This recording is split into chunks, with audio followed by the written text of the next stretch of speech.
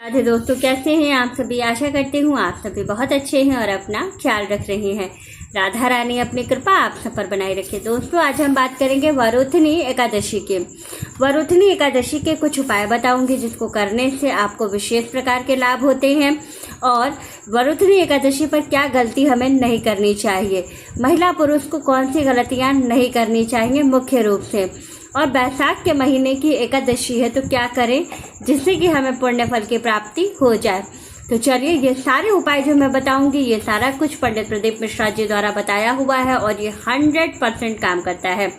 तो आपको सारे उपाय सारी विधियां बताने वाली हूँ, जैसे मैं बताऊंगी वैसे आप करेंगे तो 100% आपको लाभ जरूर होगा।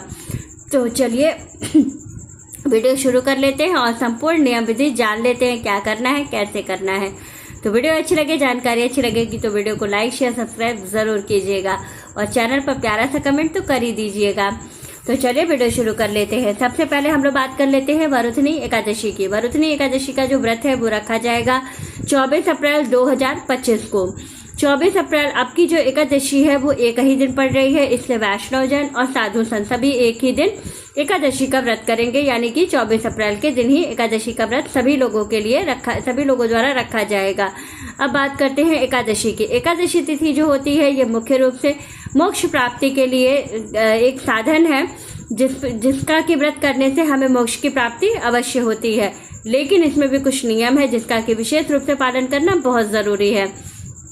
आपको कुछ चीज़ों को ध्यान में रखना है, जैसे कि एक सबसे महत्वपूर्ण नियम यह है कि एकादशी के दिन जो है पवित्र नदी या सरोवर पर गंगा यमुना जो 5 पवित्र नदियां गिनाई गई हैं उनमें स्नान करने का विशेष महत्व होता है। लेकिन ज़रूरी नहीं है, अगर आप नहीं जा सकते हैं कहीं पर भी स्नान करने तो कोई परेशान होने वाली बात नहीं है।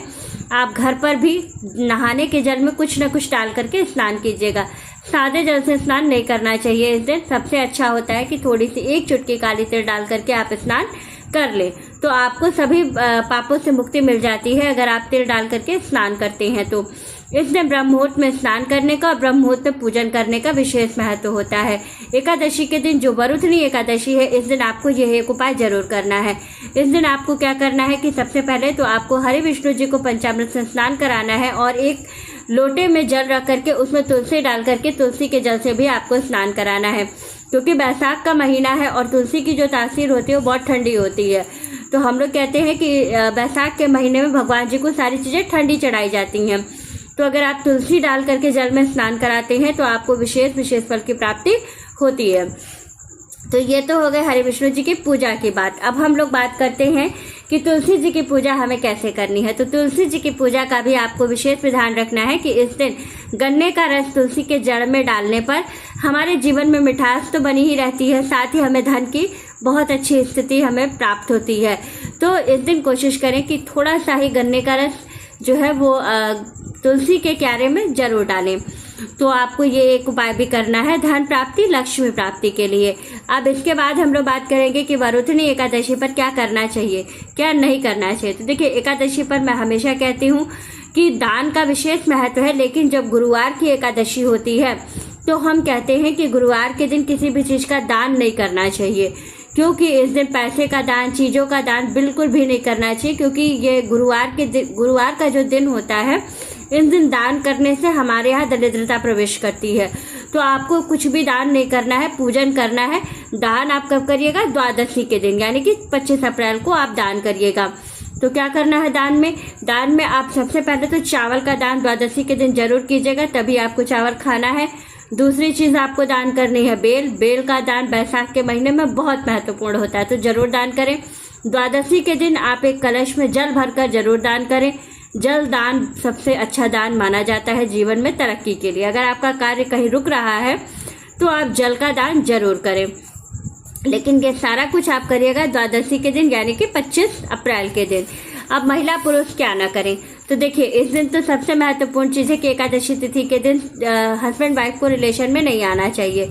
दूसरी चीज़ ये है कि आपको एक चीज़ का और ध्यान रखना है कि अगर पति पत्नी दोनों लोग एकादशी का व्रत कर रही हैं तो दोनों लोग इस चीज़ का भी ध्यान रखें कि हमेशा धरती पर शयन करें और एक साथ जो है भोजन अलग अलग थाली में करें, एक थाली में भोजन ना करें।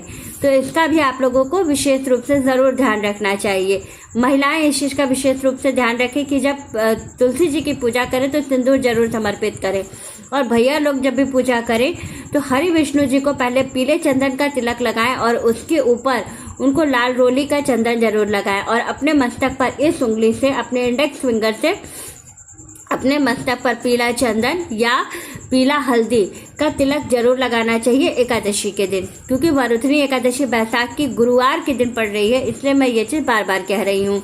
इसके बाद आपको क्या करना है, बैसाख के महीने की एकादशी में क्या क्या करना चाहिए। तो बैसाख की एकादशी में आपको जल का दान करना चाहिए विशेष रूप से, और दूसरी चीज़ है कि बेल का दान जरूर करना चाहिए। जितनी ठंडी चीज़ें हो सके उनका दान अधिक से अधिक कीजिए।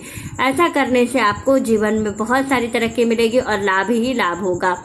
तो ये सारे उपाय जो मैंने आपको बताए, ये सारे उपाय बहुत ही कारगर है। और दूसरी चीज़, शिव जी के मंदिर में जाकर के अगर आप धन प्राप्ति की कामना से अशोक सुंदरी वाले स्थान पर 1 लोटा जल और उसमें तुलसी डाल करके, शिव जी पे नहीं चढ़ाना है, 1 लोटा जल लेकर के उसमें तुलसी की पत्ती डाल करके प्रदोष काल में जाकर के अशोक सुंदरी वाले स्थान पर अपनी मनोकामना कहते हुए चढ़ाते हैं तो आपकी मनोकामना बहुत जल्दी पूरी होती है और धन प्राप्ति का रास्ता खुल जाता है।